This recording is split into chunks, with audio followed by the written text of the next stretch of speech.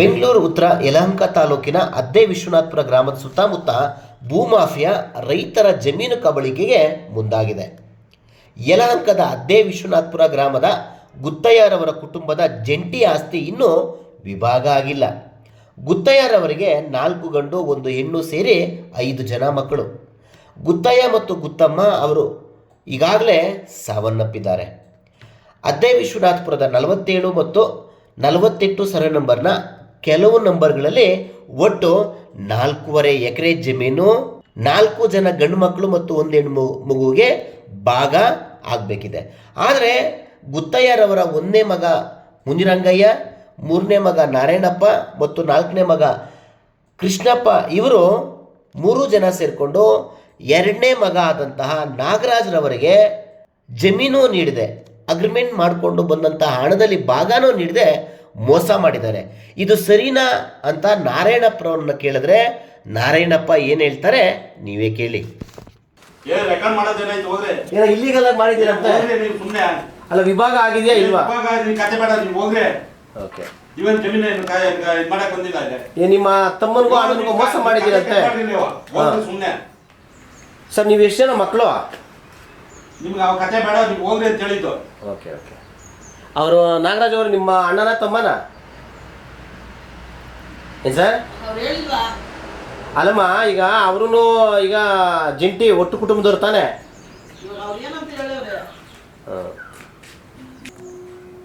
ನಿಮ್ಗೆ ಯಾಕ್ರಿ ಅವೆಲ್ಲ? ಅವ್ರು ನಾಗರಾಜ್ ಅವರು ನಮ್ಗೆ ದೂರ ಕೊಟ್ಟವ್ರೆ. ಸುಮ್ಮನೆ ತಲೆ ತಿನ್ಬೇಡ್ರಿ ನಮ್ಮ ಹತ್ರ. ಅದು ಪೊಲೀಸ್ ಸ್ಟೇಷನ್ ಕಂಪ್ಲೇಂಟ್ ಕೊಟ್ಟವ್ರೆ, ನಮ್ಗೆ ಮೋಸ ಮಾಡಿದ್ದಾರೆ. ಈಗ ವಿಭಾಗ ಆಗಿದೆ ಜಮೀನು ಏನು ಸರ್? ನಾರಾಯಣಪ್ಪ ಸರ್, ಎಷ್ಟು ಜನ ಸರ್ ನೀವು ಮಕ್ಕಳು? ನಾರಾಯಣಪ್ಪ ಸರ್, ಏನಾಗಿದೆ ಅದನ್ನ ಹೇಳಿ ಸರ್. ಈಗ ನಿಮ್ಗೇನು ಅನ್ಯಾಯ ಆಗಿದೆ, ನಿಮ್ಗೇನು ತೊಂದರೆ ಆಗಿದೆ ಹೇಳಿ ನೀವು. ಈಗ ಅವ್ರಿಗೆ ತೊಂದರೆ ಆಗಿರೋದು ನಾವು ಹೇಳವ್ರೆ, ನಿಮ್ಗೇನು ತೊಂದರೆ ಆಗಿದೆ ಹೇಳಿ. ಇಲ್ಲ, ನಿಮಗೆ ಬರ್ಬೇಕಾಗಿದ್ದ ಜಮೀನ ಏನು ಅದನ್ನ ಹೇಳ್ಬಿಡಿ ಅಷ್ಟೇ. ನಾರಾಯಣಪ್ಪ ಸರ್, ಸಮಯ ಮಾತಾಡಕ್ ನಮ್ಗೆ ಟೈಮ್ ಇಲ್ಲ, ನಮ್ಗೆ ಹುಷಾರಿಲ್ಲ. ಸುಮ್ಮನೆ ನೀವು ತಲೆ ತಿನ್ಬೇಡ್ರಿ, ಹೋಗ್ರಿ ಅಂತ ಹೇಳಿದ್ರು. ಅಲ್ಲಲ್ಲ, ಈ ಜಮೀನು ವಿಭಾಗ ಆಗಿದ್ಯಾ? ಆಗಿರೋ ಕತೆ ಬೇಡ ನಿಮ್ಗೆ. ನಿಮ್ಮಲ್ಲಿ ಯಾರಿಗೆ ಖರ್ಚಿದ್ವಾ? ಹೋಗಿ ಅಂತ ಮಾತಾಡ್ತಾ ಹೋಗ್ರಿ. ಅಲ್ಲ, ಕಂಪ್ಲೇಂಟ್ ಆಗಿದೆ ಪೊಲೀಸ್ ಸ್ಟೇಷನ್. ಬರ್ಲಿ ಹೋಗ್ರಿ.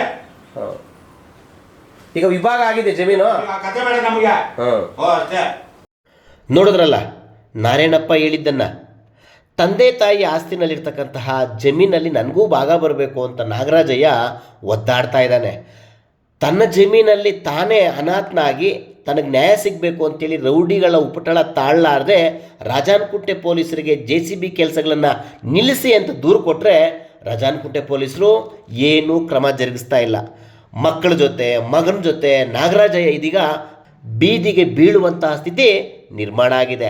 ಗ್ರಾಮದಲ್ಲಿರ್ತಕ್ಕಂಥ ಅನೇಕ ಪ್ರಭಾವಿಗಳು ನೊಂದ ನಾಗರಾಜಯ್ಯಗೆ ಸಪೋರ್ಟ್ ಮಾಡದೆ ಭೂಮಾಫಿಯಾ ಜೊತೆ ಕೈ ಜೋಡಿಸಿದ್ದಾರೆ ಎಂಬ ಆರೋಪನೂ ಸಹ ಕೇಳಿಬರ್ತಾ ಇದೆ. ಬನ್ನಿ ಈ ಎಲ್ಲ ವಿಚಾರಗಳ ಜೊತೆ ನಮ್ಮ ಪ್ರತಿನಿಧಿ ನಡೆಸಿರ್ತಕ್ಕಂಥ ಚಿಟ್ಚಾಟ್ ಇದೆ, ನೋಡೋಣ. ಕೊಟ್ಟವನು ಕೋಡಂಗಿ ಈಸ್ಕೊಂಡವನು ವೀರಭದ್ರ. ಬೆಂಗಳೂರು ಉತ್ತರಕ್ಕೆ ಯಾವಾಗ ಇಂಟರ್ನ್ಯಾಷನಲ್ ಏರ್ಪೋರ್ಟ್ ಬಂತೋ, ಏರ್ಪೋರ್ಟ್ ಬಂದ ಸಲುವಾಗಿ ಈ ಪ್ರದೇಶದ ಅಂದರೆ ಯಲಹಂಕ, ಬೆಂಗಳೂರು ಉತ್ತರ ಭಾಗ, ಬ್ಯಾಟರಾಯನಪುರ, ಚಿಕ್ಕಜಾಲ, ರಾಜಾನಕುಂಟೆ ಸುತ್ತಮುತ್ತ 1 ಎಕರೆಗೆ ಚಿನ್ನದ ಬೆಲೆ ಕೋಟಿ. ಅಟ್ ಪ್ರೆಸೆಂಟ್ 1 ಎಕರೆಗೆ ಚೆನ್ನಾಗಿರುವಂಥ ಜಾಗ 10 ರಿಂದ 15 ಕೋಟಿ 20 ಕೋಟಿವರೆಗೂ ಓಡ್ತಾ ಇದೆ. ನಮ್ಮ ಎಡಭಾಗದಲ್ಲಿ ನಾವು ನೋಡೋದಾದರೆ ನೋಡಿ, ಇದು ಒಂದು ಪ್ರಾಜೆಕ್ಟು. ಒಂದು ಡೆವಲಪರ್ಸ್ ಬಂದು ಆ ಏರಿಯಾನ ಡೆವಲಪ್ಮೆಂಟ್ ಮಾಡ್ತಾ ಇದ್ದಾರೆ. ಕಾಂಪೌಂಡ್ ಹಾಕೊಂಡಿದ್ದಾರೆ, 16 ಎಕರೆಗೆ ಕಾಂಪೌಂಡ್ ಹಾಕೊಂಡಿದ್ದಾರೆ. ಎಡಭಾಗದಲ್ಲಿ ಅದ್ದೇ ವಿಶ್ವನಾಥಪುರ ಇದೆ. ಈಗೇನು ನಾವು ಜಮೀನು ನಿಂತಿದ್ದೀವಿ, ಈ ಜಮೀನು ಮಾಲೀಕರ ಮನೆಗಳು ಸಹ ಮುಂಭಾಗದಲ್ಲಿ ಇರ್ತಕ್ಕಂಥದ್ದು. ಬಲಗಡೆಗೆ ಎಲ್ಲ ರೀತಿಯ ಬೆಳೆಗಳನ್ನು ಬೆಳೀತಕ್ಕಂಥ ಹಲಸು, ಮಾವು, ಬೇವು, ಆಲ, ಈಗ ಎಲ್ಲ ಥರದ ಮರಗಳು ಬೆಳೀತಾ ಇದೆ. ಏನು ನಾವು ದೃಶ್ಯಗಳಲ್ಲಿ ನೋಡ್ತಾ ಇದ್ದೀವಿ ಮನೆಗಳು, ಇದು ಪ್ರೆಸ್ಟೀಜ್ ಒಯಾಸಿಸ್ ಅಪಾರ್ಟ್ಮೆಂಟ್ಗೆ ಸೇರಿರ್ತಕ್ಕಂಥ ಮನೆಗಳು. 106 ಎಕರೆ ಪ್ರದೇಶದಲ್ಲಿ ಇಲ್ಲಿ ಡೆವಲಪ್ಮೆಂಟ್ ಆಗಿರ್ತಕ್ಕಂಥ ಪ್ರದೇಶ. ಅದು ಕೋಟ್ಯಾಂತರ ರೂಪಾಯಿ ಬೆಲೆ ಬಾಳ್ತಕ್ಕಂಥ ಪ್ರದೇಶ. ಇನ್ನೂ ನಮ್ಮ ಮುಂಭಾಗಕ್ಕೆ ನಾವು ನೋಡೋದಾದರೆ ಇಲ್ಲೇ ನಮ್ಮ ಬಲಭಾಗದಲ್ಲಿ ತಾಜ್ ಹೋಟೆಲ್ ಸಹ ಈ ಪ್ರದೇಶಕ್ಕೆ ಬರ್ತಾ ಇದೆ. ಪ್ರತಿಷ್ಠಿತ ಕಾಲೇಜುಗಳು, ದೊಡ್ಡ ದೊಡ್ಡ ಅಪಾರ್ಟ್ಮೆಂಟ್ಸು, ವಿಲ್ಲಾಸು ಎಲ್ಲ ಬರ್ತಾ ಇದ್ದು ಒಂದು ಸೈಟು ಸುಮಾರು 1-2 ಕೋಟಿ ಹೋಗ್ತಾ ಇದೆ. ಒಂದು ವಿಲ್ಲಾ ಏನು ಪ್ರೆಸ್ಟೀಜ್ ಒಯಾಸಿಸ್ ವಿಲ್ಲಾದಲ್ಲಿ ಒಂದು ಮನೆ ಬಂದು ಸುಮಾರು 3-4-5 ಕೋಟಿವರೆಗೂ ಬಾಳ್ತಾ ಇದೆ. ಈ ಪ್ರೆಸ್ಟೀಜ್ ಒಯಾಸಿಸ್ಗೆ ಹೊಂದ್ಕೊಂಡಿರ್ತಕ್ಕಂಥ ಪ್ರದೇಶ 4 ಎಕರೆ ಪ್ರದೇಶ. ಸರ್ವೆ ನಂಬರ್ 44, 48, 44/1, 2, 3, 4, 13ವರೆಗೂ ಸರ್ವೆ ನಂಬರ್ ಇದೆ. ಏನು ನಾಗರಾಜು ಅನ್ನೋರು ಸೇರಿರ್ತಕ್ಕಂತಹ ಏನೋ ಗುತ್ತಯ್ಯ ಅವ್ರ ಮಗ ನಾಗರಾಜು ಒಬ್ಬ ಮಗ. ಈ ಫ್ಯಾಮ್ಲಿಗೆ ಗುತ್ತಯ್ಯ ಅವ್ರಿಗೆ 4 ಜನ ಗಂಡು ಮಕ್ಕಳು, 1 ಹೆಣ್ಮಗು. ನಾಗರಾಜು ಅವರು 2ನೇವರು. ಇವರ ಜಮೀನನ್ನು ಅಕ್ರಮವಾಗಿ ಅವರ ಅಣ್ಣಂದರೆ ವಿಲ್ ಮಾಡಿಸ್ಕೊಂಡು ಇಲ್ಲೀಗಲ್ ಆಗಿ ಅದನ್ನು ಕಬಳಿಸ್ಬೇಕು ಅಂತಕ್ಕಂಥ ಪ್ರಯತ್ನ ಪಟ್ಟು ಇದೀಗ ಈ 4 ಎಕರೆ ಪ್ರದೇಶವನ್ನು ಅಕ್ರಮವಾಗಿ ಏನೋ ಬೇರೆ ಪ್ರಾಪರ್ಟೀಸ್ ಖಾಸಗಿ ಸಂಸ್ಥೆಗೆ ಮಾರಾಟ ಮಾಡಿದ್ದು ಶ್ರೀನಾಥ್ ಅನ್ನೋರು ಇದನ್ನು ಡೆವಲಪ್ಮೆಂಟ್ ಮಾಡಲಿಕ್ಕೆ, ಮುರಳಿ ಅನ್ನೋರು ಇದನ್ನು ಡೆವಲಪ್ಮೆಂಟ್ ಮಾಡಲಿಕ್ಕೆ ಮುಂದಾಗಿ ನಮಗೆ ತೊಂದರೆ ಕೊಡ್ತಾ ಇದ್ದಾರೆ ಅಂತೇಳಿ ಅವರ ಆರೋಪ. ಅವರನ್ನೇ ಮಾತಾಡ್ಸೋಣ. ನಾಗರಾಜ್ ಅವರೇ ನಮಸ್ಕಾರ. ನಿಮ್ಗೆ ಏನು ಅನ್ಯಾಯ ಆಗಿದೆ ಸರ್? ಇಲ್ಲಿ ನಾವು ಇರೋದು 4 ಜನ ಅಣ್ಣ ತಮ್ಮಂದಿರು, ಗುತ್ತೈನ ಮಕ್ಕಳು ನಾವು. ನಮ್ಮ ತಂದೆನೂ ತೀರೋದ್ರು 2003ರಲ್ಲಿ, ನಮ್ಮ ತಂದೆ ತೀರೋದ್ರು 2019ರಲ್ಲಿ, ನಮ್ಮ ತಂದೆ ತೀರೋದ್ರು. ಈ ಪ್ರಾಪರ್ಟಿ ಎಲ್ಲನೂ ನಮ್ಮ ತಾಯಿ ಹೆಸರಲ್ಲೇ ಅದೇ. ನಾವು ಅಣ್ಣ ತಮ್ಮಂದಿರು 4 ಜನ ಇದ್ದೀವಿ. 4 ಜನಕ್ಕೂ ನಮಗೆ ಭಾಗಗಳಾಗಿಲ್ಲ. ಇದು ಸರ್ವೆ ಮಾಡಬೇಕು, ಪಾರಿಕತ್ತುಗಳಾಗಬೇಕು, ಪೋಡಿ ಆಗಬೇಕು, ಅದ್ಬಸ್ ಮಾಡಿ ನಮಗೆ 4 ಜನನೂ ಸರ್ವೆ ಪ್ರಕಾರ ಎಷ್ಟೆಷ್ಟು ಬರ್ತದೆ ಅಂತ ಹೇಳ್ಬಿಟ್ಟು ನಮಗೆ ಅದ್ಬಸ್ ಮಾಡಿ ಒಂದು ಪಾಣಿ ಮಾಡಿ ನಮಗೆ ಕೊಡಬೇಕು. ಈಗ ನೀವು ಪಾಣಿ ಆಗದಿರೇ ನಿಮ್ಮ ಅಣ್ಣಂದ್ರು ಅಕ್ರಮವಾಗಿ ಬೇರೆ ಪ್ರಾಪರ್ಟಿಯವ್ರಿಗೆ ಮಾರಿದ್ದಾರೆ ಅನ್ನೋದು ಆರೋಪ. ಹೌದು ಸ್ವಾಮಿ, ನಮ್ಮದು ನಮಗೆ ಗೊತ್ತಿರೋನೇ 2023ರಲ್ಲೇ ಮಾರಾಟ ಮಾಡಿಬಿಟ್ಟಿದ್ದಾರೆ. ಮಾರಾಟ ಮಾಡಿಬಿಟ್ಟು ಇವಾಗ ರೌಡಿಗಳನ್ನೆಲ್ಲ ಕರ್ಕೊಂಬಂದು ನಮಗೆ ತೊಂದರೆ ಕೊಡ್ತಾವ್ರೆ. ಹೊಡೆಯೋದು ಬಡಿಯೋದು JCPಗಳನ್ನ ಕರ್ಕೊಂಬಂದು ಕೆಲಸಗಳು ಮಾಡ್ತಾವ್ರೆ. ಕೇಳಕ್ಕೆ ಹೋದರೆ ಎಳ್ದಾಡಿ ಹೊಡೆಯೋದು ಬಡಿಯೋದು ಮಾಡ್ತಾವ್ರೆ. ನಮಗೆ ಈ ಸಂಬಂಧ ಪೊಲೀಸ್ ಸ್ಟೇಷನ್ಗೆ ದೂರು ಕೊಟ್ಟಿದ್ದೀರಾ ನೀವು? ನಾವು ದೂರು ಕೊಟ್ಟಿದ್ದೆ ಸ್ವಾಮಿ. ಒಂದು ಗಳಿಗೆ ಕೊಟ್ಟರೆ ಅವ್ರು ಒಂದು ಗಳಿಗೆ ಒಂದು ದಿನ ಬಿಡ್ತಾರೆ, ಇನ್ನೊಂದು ದಿನ ಓಡ್ಬೋತಾರೆ ಕೆಲಸ ಮಾಡೋಕ್ಕೆ. ಮಾಡ್ತಾವ್ರೆ ಸ್ವಾಮಿ. ಒಂದಿನ ನಾವು ಕಂಪ್ಲೇಂಟ್ ಕೊಟ್ಟಿದ್ದೀನಿ, ಆಯ್ತಪ್ಪ ನಿಲ್ಲಿಸ್ತೀನಿ ಅಂತಾರೆ. ತಿರ್ಗಿ ಆದಮೇಲೆ ಅದು ಮಾರನೇ ದಿನ ಬಿಟ್ಟು ಇನ್ನೊಂದು ದಿನಕ್ಕೆ ತಿರ್ಗಾ ಕೆಲ್ಸಕ್ಕೆ ಓಡ್ಬೋತಾರೆ. ಏನಪ್ಪ ನಿಂದೇನದೆ ಅಂತಂದರೆ ನಮಗೆ ಅವರು ಕೂಲಿ ಕೆಲಸಕ್ಕೆ ಕಳಿಸಿರೋದು, ನಾವು ಕೆಲಸ ಮಾಡ್ತಾ ಇದ್ದೀವಿ. ಅವರು ಮುರಳಿ ಸರ್ ಕೊಂಡವ್ರೆ ಅಂತ ಹೇಳ್ತೀರಪ್ಪ, ಅವ್ರನ್ನ ಕರ್ಕೊಂಡು ಅವ್ರ ಡಾಕ್ಯುಮೆಂಟ್ಗಳು 4-3 ಏನು ಬರ್ಕೊಟ್ಟವ್ರೆ ಅದನ್ನು ತಗೊಂಬಂದು ನಮಗೆ ತೋರಿಸಿ, ಇದು ಪಿತ್ರಾಜಿತ ಆಸ್ತಿ ನಮ್ಮದು, ನಮಗೆ ಭಾಗ ಬರಬೇಕು. ವಿಭಾಗನೇ ಆಗಿಲ್ಲ. ವಿಭಾಗನೇ ಆಗದೆ ಜಮೀನನ್ನು ಮಾರಾಟ ಮಾಡೋದೇ ಅಕ್ರಮ. ಅಂಥದ್ರಲ್ಲಿ ಈ ಕೋಟ್ಯಾಂತರ ರೂಪಾಯಿ ಜಮೀನನ್ನು ಕಬಳಿಸೋ ಯತ್ನ ಇದು ಏನು ಹೇಳ್ತೀಯಮ್ಮ?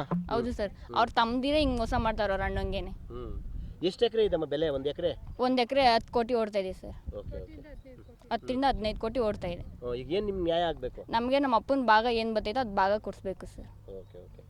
ಅಂದರೆ ವಿಭಾಗ ಆಗದಿರೋ ಜಮೀನನ್ನು ಮಾರೋದೇ ಇಲ್ಲಿಗಲ್ಲು. ಅದರಲ್ಲೂ ಇಲ್ಲಿಗಲ್ಲಾಗಿ ಆಕ್ಟಿವಿಟಿ ಮಾಡ್ತಾ ಇದ್ದರೆ ನಮ್ಮ ಸಂಬಂಧಪಟ್ಟ ಪೊಲೀಸ್ನವರು ದಾಖಲೆಗಳನ್ನ ಪರಿಶೀಲಿಸಿ ಯಾರು ನಿಜವಾಗ್ಲೂ ವಿಭಾಗ ಆಗಿದೆ, ಪಾಣಿ ಆಗಿದೆಯಾ, ಸ್ಕೆಚ್ ಆಗಿದೆಯಾ, ಏನು ಎತ್ತ ಅನ್ನೋದನ್ನ ಪರಿಶೀಲನೆ ಮಾಡಬೇಕು. ಈಗಾಗಲೇ ಈ ಸಂಬಂಧ ಕೋರ್ಟಲ್ಲಿ ಸಹ ಕೇಸ್ ನಡೀತಾ ಇದೆ ಅಂತೇಳಿ ನಾಗರಾಜು ಹೇಳ್ತಾ ಇದ್ದಾರೆ.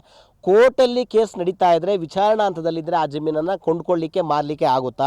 ವಿಭಾಗ ಆಗದಿರೇ ಏನೋ ಗುತ್ತಯ್ಯ ಅವ್ರ ಮಕ್ಕಳು ಏನೋ 3 ಜನ ಸೇರಿಕೊಂಡು ಈ ಆಸ್ತಿನ ಮಾಡಿರೋದೇ ಅಕ್ರಮ.